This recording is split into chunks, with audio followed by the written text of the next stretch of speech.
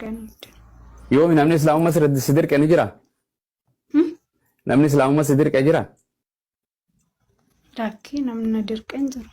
Namni birrii keessaan si erge ustaadota irraa jira? Birrii hafa kannaniif jedha. No maani birriitti namanu lubbuu kiyyatti malee maa birrii nan hojjetadhabdi. Akkasi. Ammas akka jedhan dhiira barbaadaa dhufte jedhanii dhiira barbaadaa maas bira dhufte? Uma jedhanii waan namni. Kiristaana keessaa deebiin Naana jedhani ani maatii korraayyuu nan bahee nama miidiyaa beekkattu hin xaafoon. Akkas bareedaadha inshallah. Baga rabbi si laaffise baga jiraatte yaani galanni isaaf haa ta'u kaas geesse yaani shahaadaa jechuun dhuguma bahuudha. Yohaannis 17:3 irrallee jirti akkana jedhu Yesuus Kiristoos si Waaqayyo isa tokkicha isa dhugaadha isa Yesuus Kiristoosiin ergees beekuun isaanii jireenya barabaraati jedha. Ashhadu an laa ilaaha illallah wa anna isa rasuulullah jechuudha. Kanaaf Yesuus hin ganuuf hin deemtu. Yesuus ergamaadha ilma Maryamii gartee gooftummaas ni qaba waaqummaan qabu immoo gooftaa jechuun nama aboo irratti qabu jechuudha. Gooftaa nama rabbiin aboo itti kanne jechuudha. Abrahaam gooftaa jedhamee jira, Isaaq gooftaa jedhamee jira. Anillee gooftaa akka wangeelaatitti gooftaalee kan jedhaman hedduu laafaa fi waaqa irrattis. Gooftaan keenya Waaqayyoon tokkichi waa hunda danda'e Waaqayyo abbaa tokkicha Allah jedhamu san isa hin mul'anne isuma reefu boqonnaa hunda waliin dubbifne kan Yesuus kadhadhaa keessanum kanuma Yesuus waaqessan waaqessina yaani Yesuusis gartee ergamaa rabbii teettee dhugoomsitee jirta. Yesuus Kiristoos gartee rabbi ni qaba Waaqayyoo kadhatu halkan guutuu jettee ni amantaa? Nan amana. Maashaallah. Yesuus Kiristoos barnoonni barsiisa barnoota dhugaa Waaqayyoo tokkicha iddoo dho'isaa jiru san kadhadhaa isuma isinii kannaa jedhee barsiise jettee ni amantaa? Yesuus Kiristoos karaa ofiin barsiifne karaa Waaqayyoo barsiisettee ni amantaa? Maashaallah. Harka kee ol qabi afaan shahaadaa jennechi boosiika inshallah na jalaa jetta. Quba tokkicha kanatti. Maashaallah. Ashhadu an laa ilaaha illallah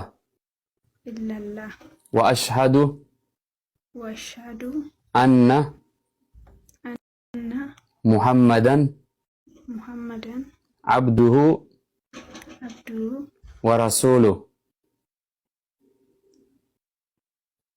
Maashaallah. Shabakaa achirratti qabee abshiru. Wa anna Ciisaa Abdullaahi wa rasuluh. Ani ragaan baha rabbii tokko malee kan haqaan gabbaramu hin jiru. Muhammadis nagayaa fi rahmanni isaan irratti haa jiraatu. Garbicha rabbii fi ergamaa Allaha kan xumuraa ta'uu isaa hubadhee qalbii kiyyaan dhugoomsee arraba kiyyaan dubbadhee